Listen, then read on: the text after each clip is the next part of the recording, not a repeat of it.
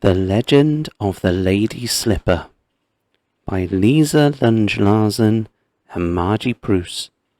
Illustrated by Andrea Arroyo. Once there was a young girl who lived with her mother and father, sister and brother, aunts and uncles, her many cousins, her grandfathers and grandmothers, and all of her people, in a village among the whispering pines. Of all her family, her older brother was her favourite. He was as strong as a bear, as fast as a rabbit, and as smart as a fox. Because of these traits, he was the messenger for the village. When he went on his journeys, the little girl begged to go along with him, but all he would say was, "Maybe tomorrow." Then one day a terrible disease struck. The little girl watched as, one by one, her people became ill. Her grandparents, her aunts and uncles, her sister, her mother, even her father fell ill. A neighbouring village had the mashkiki, the healing herbs they needed, but the journey was too dangerous to make in winter. It was too cold. The snow was too heavy, and between the villages lay a deep, dark lake covered with groaning ice. Such journeys were not made in Gichi Manadugizis, the great spirit moon. Still, her brother said yes, he would make the trip. But then even he became ill. Now the little girl thought surely there was no one else to go unless she herself were to make the journey. Maybe tomorrow, she thought, but looking at her brother, his face bright with fever, she knew she had to leave right away. She found her moccasins, the beautifully beaded moccasins her mother had made her out of deerskin, and tucked warm rabbit fur inside them. Then she slipped them on and stepped out into a raging storm. Trees lashed about in the wind, rattling their branches. Falling snow stung her face. "Mash Kawazine," it hissed. "Be strong."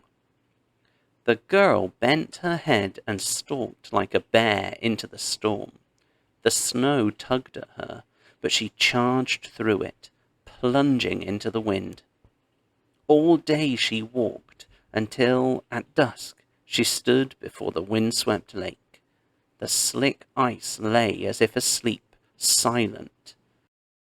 On the far shore, the wigwams of the other village glowed warmly. The little girl stepped out onto the frozen lake, and the ice shuddered and woke. "Ta-da, Tabine," it rumbled. "Go quickly." So the girl ran like a rabbit, skittering and slippering. When she reached the other side, all the people rushed out to meet her. She told them her story, and when she was finished, she saw their faces glowing with admiration. Then an old woman swept her up and carried her into a lodge. She fed the little girl roasted venison and warm tea. She tucked her in with soft robes. The girl was almost asleep when she remembered the medicines. "The mashkiki," she murmured. "We will bring you and the mashkiki to your people," the old woman whispered. "Tomorrow. It is too dark and too cold to travel tonight." But when the little girl closed her eyes, she saw the sad, pale faces of her family, her friends, and her brother, and she knew she must leave right away. She rose quietly, gathered up the medicine bundle, and crept out. The storm had stopped. Now all was deep cold and silence, except the popping and cracking of the trees. Her eyes stung. She felt the frost gather on her cheeks. She pulled her robe tight and hurried across the lake. Blue and green lights flickered in the sky. She knew the lights were the spirits of the dead, gaily dressed, rising and falling in the steps of a dance. Ji Bayagni Miwag, her people called them, the Northern Lights.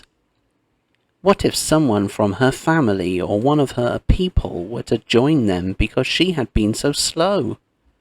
She left the lake and quickened her pace, keeping her eyes on the lights in the sky.